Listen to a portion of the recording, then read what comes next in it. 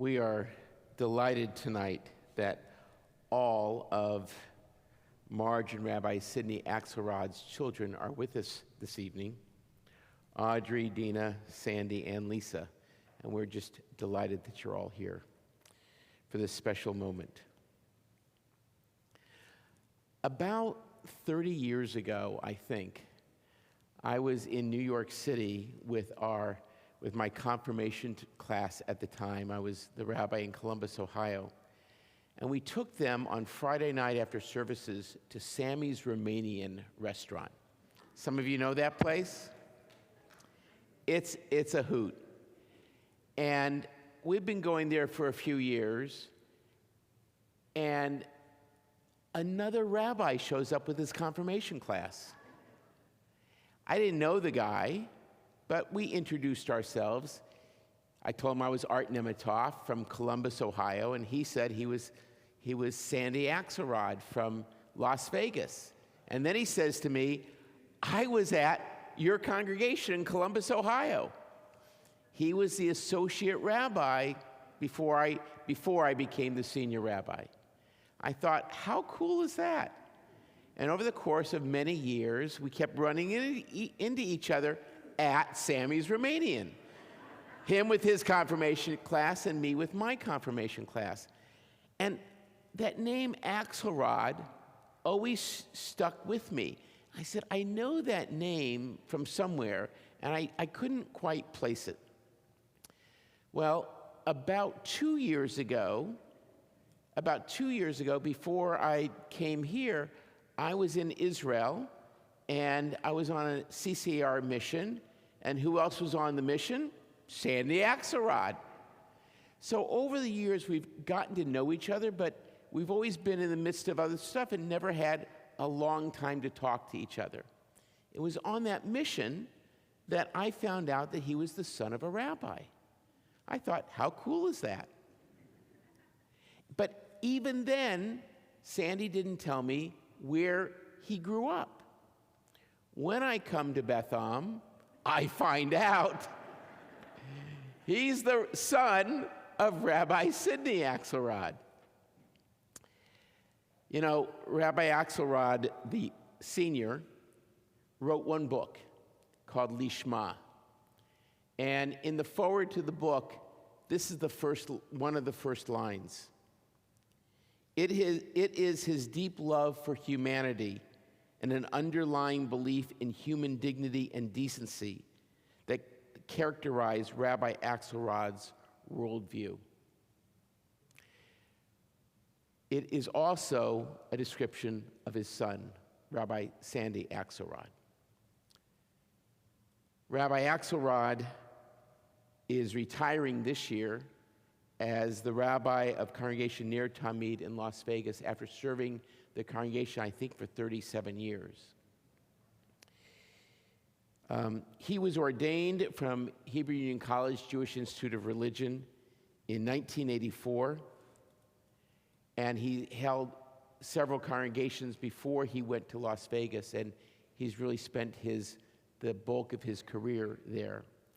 While there, he has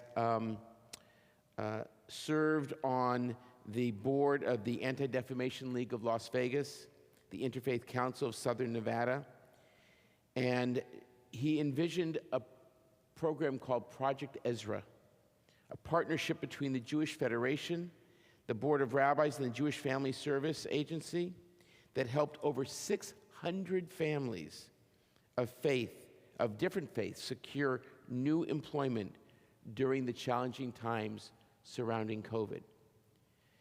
Rabbi Akselrad, I've come to appreciate as a kind, gentle, caring human being. From the stories I've heard of Rabbi Sidney Akselrad, as they say, the apple doesn't fall far from the tree. Tonight, it is our honor to welcome Rabbi Sandy Akselrad to offer the Akselrad lecture in memory of his father, Rabbi Sidney Akselrad. Please join me in welcoming Sandy.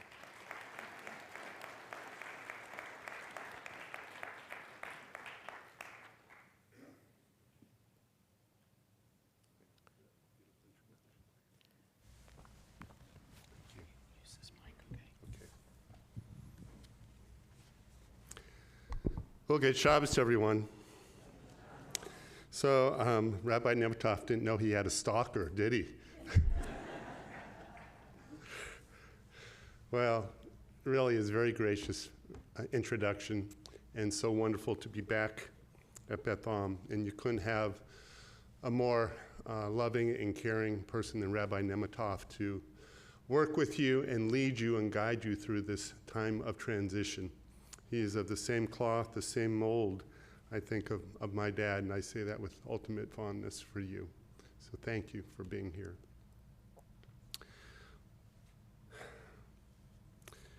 When I come here, for me, standing right here, a lot happens, right? I feel that I'm at home. Right here, I stand here. If I was sitting there, I could see my dad, but from this perspective, I look right over there because that's where I used to sit, right? Every Shabbos, I'd come, I'd drive from my house. My dad would be there. He'd have the steering wheel. He'd kind of move his little finger like this, and he was busy thinking what service is going to happen, what he's going to say, and then I would sit there. Sometimes Zvi, Hal would sit with me, and we would be the two youngest people in the sanctuary, right? But somehow we had it within us to be here every Shabbos because it was in our heart and in our soul. And when I look over there and I see my place, the place where I feel comfortable and that I feel is my seat, I feel so honored to be here to give this lectureship in honor of my dad's memory, to know that he is not forgotten and that he is remembered with such great fondness. To represent our family, as you know, the favorite son. Now, no offense to my three sisters, really none. I'm just the favorite son because I'm the only son, okay? So Audrey, you get to be the favorite older daughter, Dina, you get to be the favorite middle, and Lisa, you get to be the favorite younger daughter. We can all be the favorite, all right? We'll settle that once and for all. Well, you get the idea. When you go back home, there is something about it that you become a kid again, right? Those old memories start to pop up, like standing here for my bar mitzvah. It was anyone here at my bar mitzvah. Zvi was there, a few of you. So it was like it was yesterday when I stand here, although I think it was 55 years ago. How can that be? When I delivered my famous or infamous bar mitzvah speech, what it was like to be the son of the rabbi. Oh my, when I announced that title, the place just burst into laughter. And I was so serious. Like a lot of clergy kids or RKs, rabbis' kids, I just wanted to be seen for myself. I went on to explain, argue, announce that just because my dad was the rabbi, everyone should know that I did my own Hebrew homework and my own religious school homework. And the place laughed some more. But the laugh was on me. It turned out I was the only one who ever did religious school homework.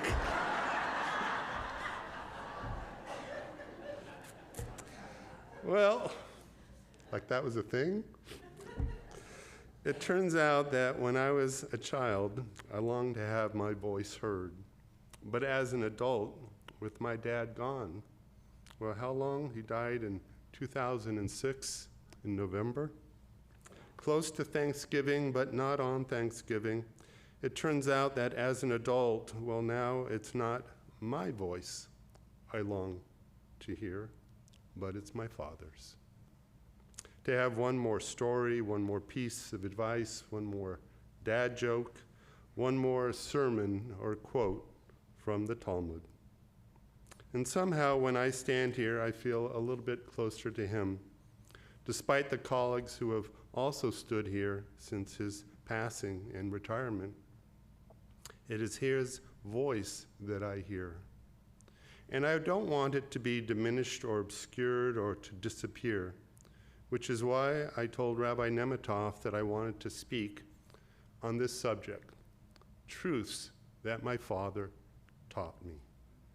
The title being a bit of a riff on that old movie, which I think I saw during a youth group on one of our conclaves. My parents did shield us from a lot of things, like a lot of parents do. But there is so much that they didn't, and I saw and I listened and I learned. And someone once said, "Don't be afraid that your kids are not listening. Be aware that they are always watching." One of my earliest memories was when I was about maybe 7 or 8, and I was sitting in our living room, which for all intents and purposes was our family room. And there was a multi-purpose television. I thought it was so cool. There was that black and white television at the center. There was a phonograph. There was a radio. This was all in one. I mean, you know, I wish it was like a toaster, too. I would never have had to leave. Well, that day I was, you know, playing with whatever, marbles or Legos or who knows what, and the radio was on, and it was kind of in the background. And I still remember to this day that the news anchor said, "And now to national news with a local angle. Rabbi Sidney Akselrad of Congregation Beth Am is in Selma." And that was one of my earliest memories. I had no idea where Selma was. All I knew was that my dad was gone and that it was something that made everybody nervous, including my mother. But he, along with rabbis from all over the country, were there to march with Reverend Dr. Martin Luther King. I did not know it at the time, but my dad was becoming intertwined with history. It was only later on as an adult that I learned that he had only been a rabbi at Beth Am for a relatively short time. And when he told his temple president that he felt morally compelled to go to the South, he knew that it would not be popular with the congregation. He knew people would wonder why he was going, and perhaps he should just mind his own business. He sought the temple president's blessing, but he was determined to go regardless. The only real blessing he needed was that from my mother, who was taking care of 4 small children and understood that my dad's journey was going to be dangerous.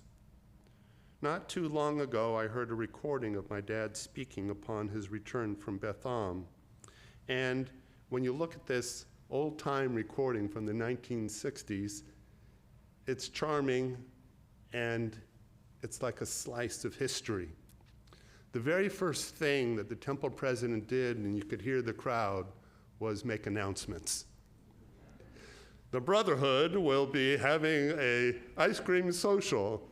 Charming. And now we welcome back Rabbi Sidney Akselrad from his journey. A slice of time, right? Could have been old commercials from an old radio show. But they were so proud of my dad once he returned. There was a huge crowd of congregants who came to listen to his firsthand account.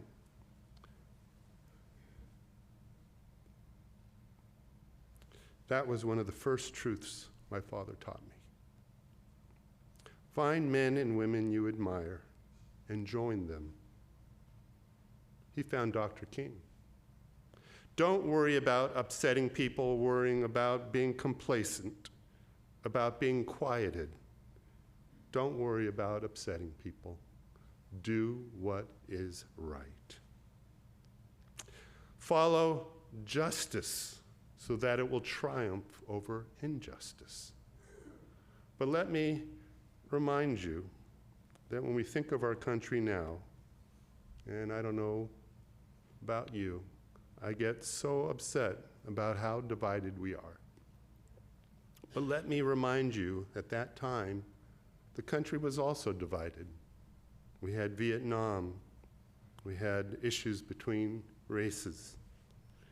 We had so many things that our society really need to look at, examine, resolve, and some of them still linger to this day.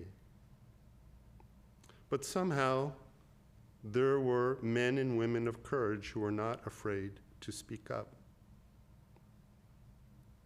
Congregants understood that the role of their rabbi was to be a moral compass. what we like to say, to afflict the comfortable and bring comfort to the afflicted. That was another lesson that my rabbi, my father, and his generation taught to me. They understood that here at Beth Am, because they believed that his message came from his heart and that it was not politics he was speaking, but the echo of prophetic Judaism, that when he stood here and shared those insights and that wisdom, it wasn't whether he was Democrat or Republican. He was speaking truth as he understood it from our Jewish values. I am sure that there were those who would say, "Stay away from politics, Rabbi." But there were others who came here to listen and to be stirred, to be provoked in a good way. I wish there was more faith in clergy today. Perhaps that is one reason why we are suffering a shortage of rabbis. What kind of job is it to speak, but not be allowed to speak one's truth, and understand that it is really a marriage, a dialogue, a partnership? To stand on this pulpit has never changed, whether it was my dad or a 13-year-old boy. The purpose is still the same, to be heard and hope that others listen, to find one's voice and in the process find one's God. That is the responsibility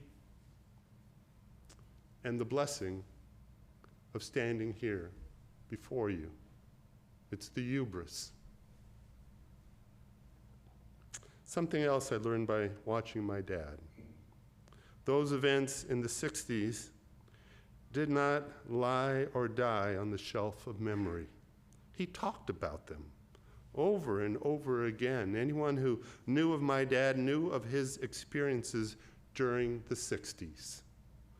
I look at my career of over 40 years, and I have done a lot of things. But some of the things I am most proud of, I felt were one and done. I did them, and then I went on to the next project. I think each of us has experiences that define us. And if we are fortunate enough to be part of an experience that changes history, even a small bit, we should share our story. It doesn't have to be as dramatic as meeting with Dr. King. It could be something that you did at work, or a person you helped, or a life you saved, or a cause you supported. I find that our children and our children's children often do not know who we are. They know little of our history or the things we did or the substance of our lives. I'm not sure why this happens. Maybe it's because when we are parents, we feel our job is to listen to our kids. But I would hope that with time and before it is too late, each of us learns to share our story with the generation after us, that we can pay attention to the truth that we have lived and that we should teach, and the stories that we were part of and now need to tell to the next generation. As my dad's career progressed, the Reform movement continued to be defined by prophetic Judaism. One of the more contentious issues was that of intermarriage. My dad was ordained in 1947. In 1965, intermarriage was 5%. By the late 1970s, intermarriage was 40% of all non-Orthodox marriages in Judaism.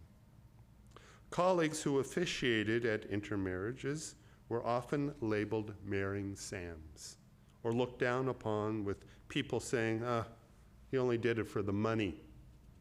My dad was so careful in this regard. He again was motivated by his convictions. He saw the present and the future, that intermarriage was not going away, and that if you simply said, I'm not going to do the wedding, that didn't mean it wasn't going to happen. It would only grow as each successive generation would become a bit more assimilated. And as kids would go away to college and find mates who were not Jewish. He understood that if he told couples, no, I will not officiate, that he wasn't stopping intermarriage, but he was sending a message to a young person that their beloved childhood rabbi did not love them or want them in the synagogue. In the 1980s, Rabbi Alexander Schindler came out with this big program that seemed so obvious. It was called Outreach. And he hired a director, Lydia Kukoff, who was amazing. And all of a sudden, the Reformed congregations were told, we need to reach out to intermarried families and welcome them into our synagogue. And believe it or not, it was quite controversial at the time. And he added on to that the notion of patrilineal descent, that whether your mother or your father was Jewish, if you practiced Judaism, then your children were 100% Jewish. They were kosher and accepted and involved. That's what I inherited in my career. But as my dad's career went forward, that was something new, a revelation, if you will. They understood that if two children were born to a family, and the parents, one was Jewish, one was not, and both kids were raised as Jews, that one Jew actually doubled himself or herself, right? The math is there. But when the math wasn't there, and the kids were raised without faith or in two faiths, well, maybe it didn't always work out. And therefore, the start of welcoming was so important. I think many of you know that my dad's career came to an end when he became seriously ill and had to retire. He was only in his mid-60s, and it was around 1985. The irony is that his career was ending just about the time mine was beginning. For I was ordained in 1984, and my father was the speaker at my ordination in Cincinnati. Now, those were just a few of the things that defined his career: races, civil rights, intermarriage. But it also was a time of great growth. Post-World War II Judaism, the building of synagogue life. People had large families, large religious schools. Things were getting bigger and larger. And then came the 1980s. Things were still progressing, but now my career was shaping up to be very different. My career over the last 40 years has been shaped by LGBT rights, gay marriage, and spirituality. For some reason, everyone became spiritual and not religious. Organized religion was less impressive to young people. And I tried my best to tell them, you should come see me, I'm very disorganized. Didn't always work, but I tried. I started in Las Vegas with 60 families, and we grew to be about 600 families. We peaked in the 700s. And in those heady days of the 1980s and 1990s, we were a growth. There were 4 synagogues in Las Vegas. You'll be surprised to hear that there are 28 now. But don't get too excited. Most of them are Chabad, okay? We got 2 Reform, 2 Conservative, and 3 Orthodox, if you will, and a lot of Chabad. They multiply like rabbits, right? But the point is, Las Vegas, when I came in the 80s, had about 250,000 people. Now it's got 2.5 million people. But even as we had been multiplying in Las Vegas by dividing and creating all these little subsets of synagogues, you will still see a different phenomenon. that congregations are not necessarily growing the same way they did post-World War II. Not that synagogues are merging, but there are fewer marriages. If I see anyone under the age of, say, 35 coming to me to get married, I'm looking at them like, aren't you too young to get married? Right? That's just the nature of the beast. And if they have any children, maybe one, maybe two.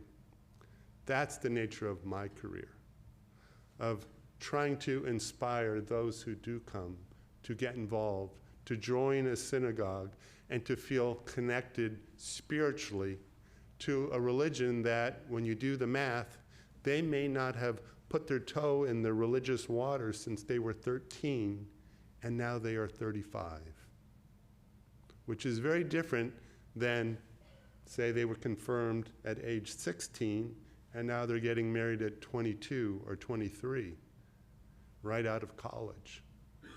And so the span of an individual to be disconnected from Judaism is much greater, and therefore our challenge much more, quote, challenging.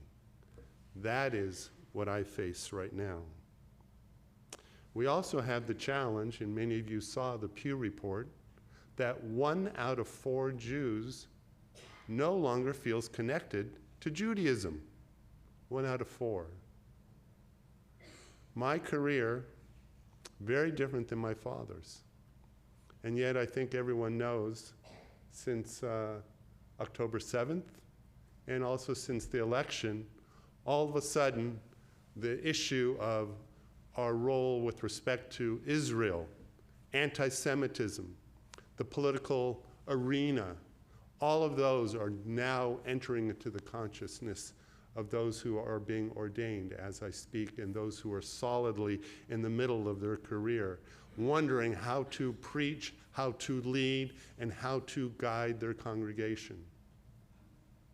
It's not easy. As I said, to stand here with that hubris, to feel you have something to say,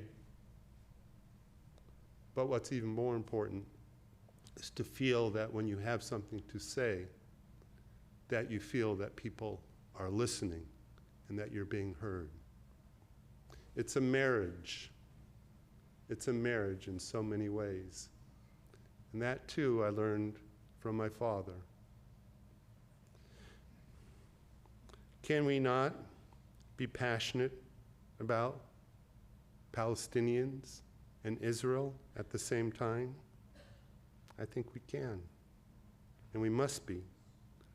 But when we enter territory where we deny Israel's right to exist, when we have colleges that they are standing up for Hamas, I think we have an issue in my career and in those who become rabbis after me, that there is not the depth of understanding in our relationship with Israel, and therefore we have failed our young people. We thought birthright would be enough, but clearly we need to do more.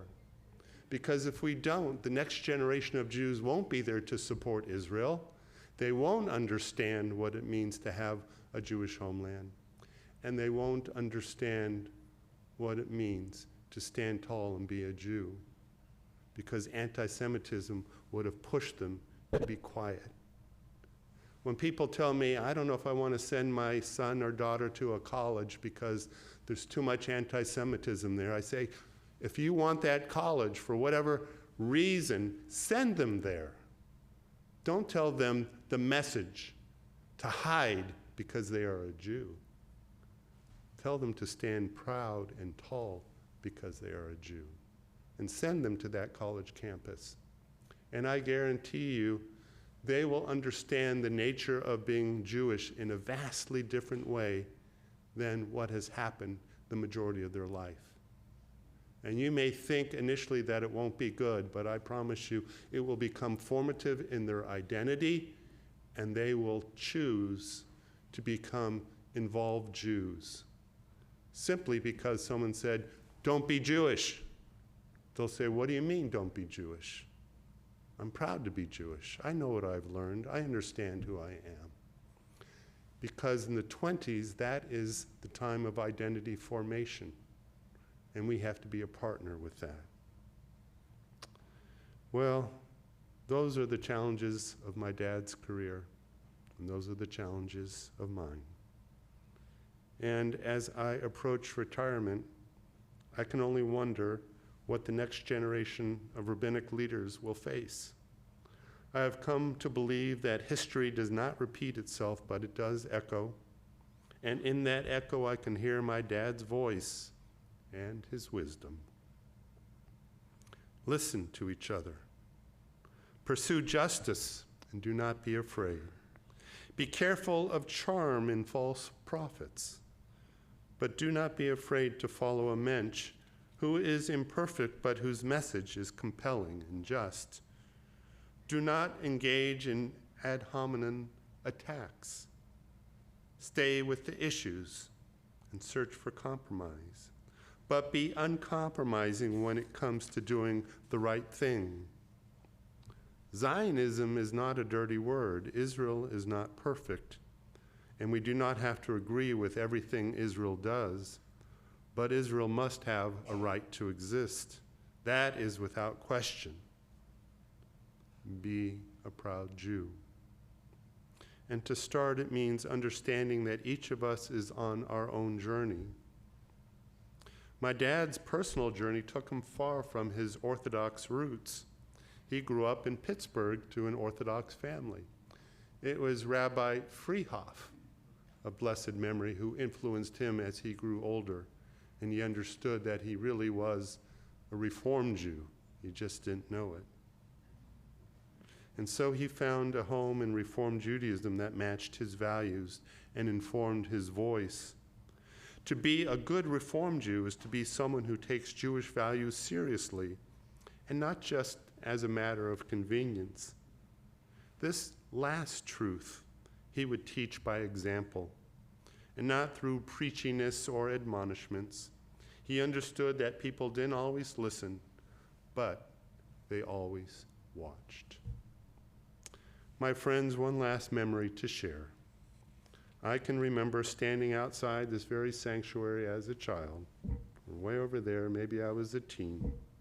I was crouched low. It's when I could bend down easily, right? And I had gloves on. We were gardening over there. All that didn't just pop up on its own, you know.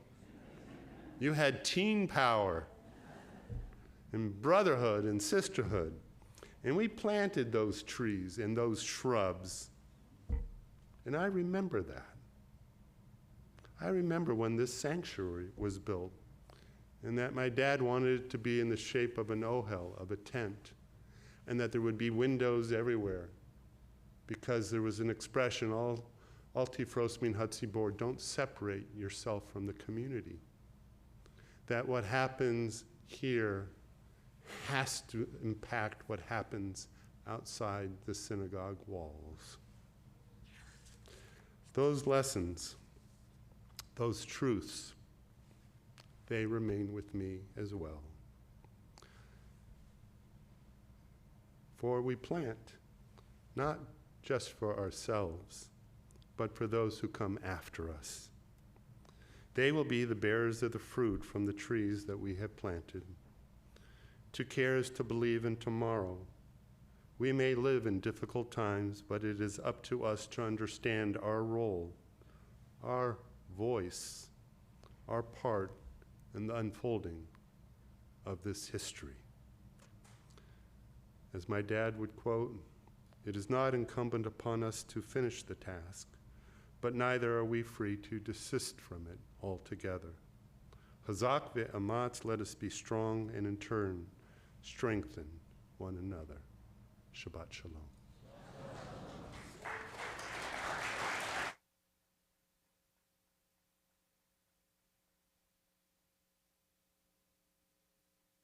To a crowd pleaser.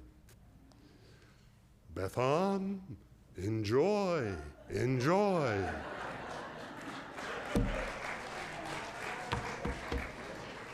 That was pretty good, pretty good.